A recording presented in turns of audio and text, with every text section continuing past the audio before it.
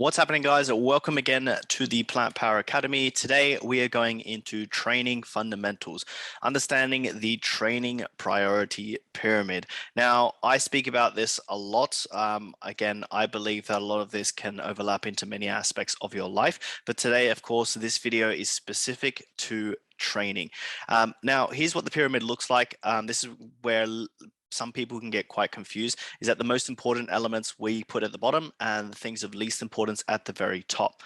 Now, one thing that we've noticed a lot working in the fitness industry is that this pyramid also tends to be in the same order as level of difficulty to track or stick to, right? So what that means is that when we talk to people about, watching these videos, applying the task, applying the sort of more important things, the priorities, they also tend to be the harder ones or against social pressures, right? So, how many people do you know talk about things like rest period or, things about training which aren't so important? They're towards the top of the pyramid. And the reason that they talk about it so much is because it's easy to implement, right? If you want to talk about tempo, well, we can talk about tempo all day long.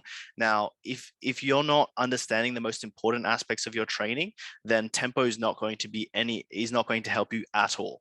Right? So let's talk about the most important factor here, which is obviously sustainability and adherence. To some degree, one way, shape, or form, you need to have something that you can sustain for a long period of time, meaning that if you're training way too hard, you're at a high risk of injury, you're probably going to hurt yourself, it's not going to be sustainable, and you're probably not going to like it. You're going to feel like you're in pain constantly. Right? If you're training too easy, well, again, you're probably not going to get many results from it, and you're not going to enjoy it as well because you don't see any results from that, right? If you're someone who loves to run, then it's important that we have your training plan have some elements of running so that, again, you have that enjoyment element and you can say, you know what, I look forward to training, I look forward to sticking to my plan, right? Key point to training, nutrition, and all aspects of your life is sustainability and adherence. Now, the next point up here is something that a lot of people find quite difficult to track, and it's kind of like the macro equivalent if we were talking nutrition, and that's volume, intensity, and frequency. Now, these three things are in the same pillar because they need to all work with each other. Volume is essentially the number of reps multiplied by the number of sets, multiplied by the number of load. Now, if you were measuring the volume of a container, that's simply how you would measure it.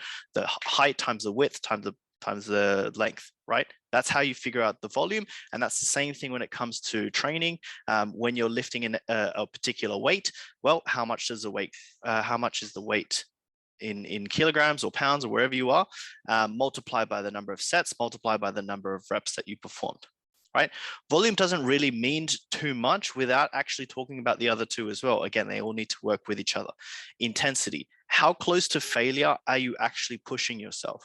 Now, we're going to dive into RPE in future videos, but essentially, again, how close to failure are you taking this, right? If you're not going very close to failure, then you're not going to be having progressive overload, you're not going to be adapting very well, and you're not going to see much progress. If you go too hard, you're going to, again, injure yourself and hurt yourself. And frequency, how often are you doing this, right? If you're doing a particular exercise once a month, well, you're probably not going to see much progress with it. If you're doing it every single day, again, high risk of injury and hurting yourself. So we want to make sure that we start to understand how frequent you're doing each exercise, right? Progression, I mentioned it a little bit before, but it's important to understand that over time, your body adapts to these changes. Where if you start doing a new lift, if you start lifting a particular weight, your body adapts to it. And if you want to progress further, we need to use forms of progressive overload. This could be adding more weight, adding more reps, adding more sets. But also, those are the three most common ones. But also, there's some other elements like, slowing down your tempo, slowing less rest periods. Those sorts of things also do apply to your progress. Exercise selection, we're kind of reaching that point of lesser important exercises. So many people get carried away by saying, I have to do this exercise, or they see the programs that we assign to them or other people assign to them, and they feel that they have to follow that exact exercise or they won't see any progress. And that's not necessarily the case. We want to make sure that you understand that exercise selection, yes, it can play a role, but it's probably not as important as you would imagine.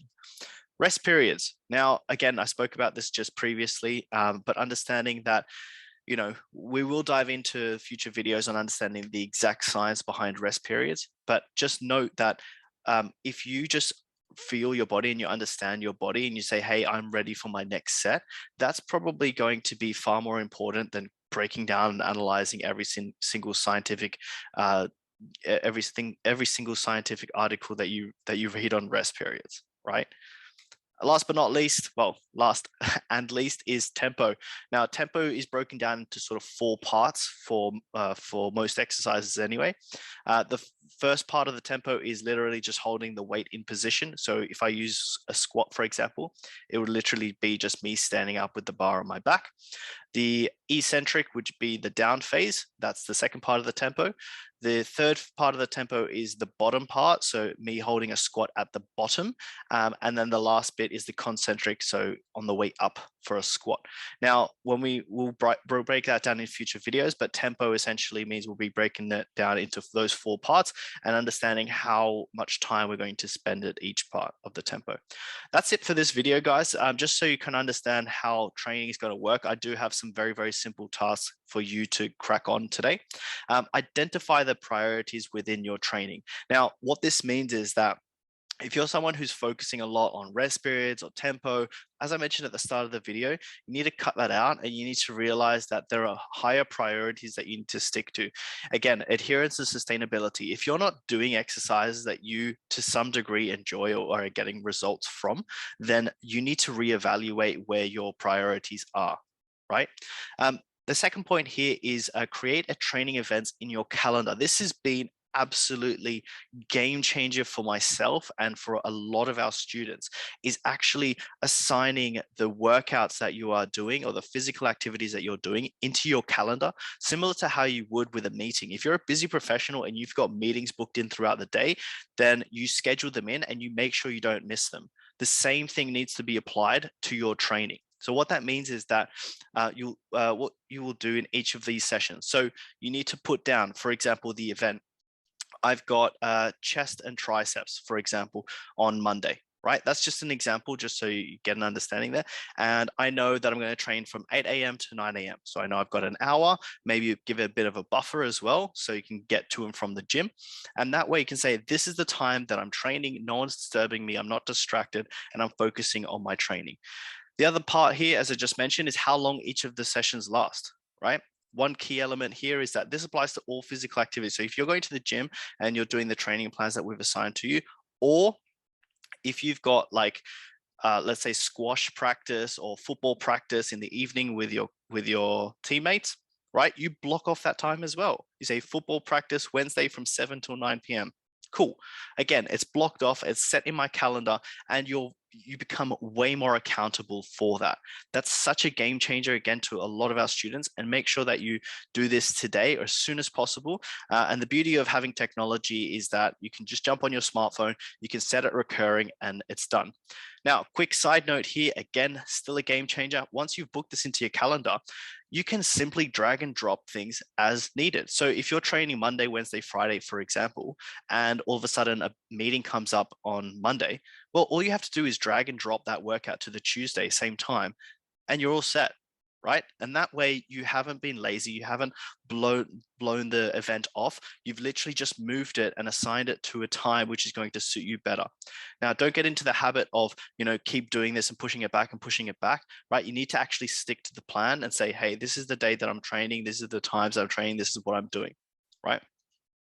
Once you've done this, I want you to post a screenshot of your calendar and training sessions into the Facebook group so that we can review it. This is simply so that we can see that you've done it, right? Now, again, this needs to suit you and your lifestyle, right? So if you're doing Monday, Wednesday, Friday, put it in, schedule it to repeat each week, all set, all done, right? Other people are going to have different calendars to you, and that's absolutely fine. My calendar right now is 6 days a week, right? If I can't make a particular day, I can push it back because I've got a 1-day buffer, or I can move it later in the day. Whatever I need to do, I'm in full control, right? This whole course is about empowering you and making you guys feel like you can actually do this yourself. So that's it for this video, guys. Hope that you've enjoyed. Please, please, please share it inside the Facebook group for social accountability and make sure that we can all support each other. That's it for this video. Hope you guys have enjoyed, and I'll catch you in the next one. Goodbye.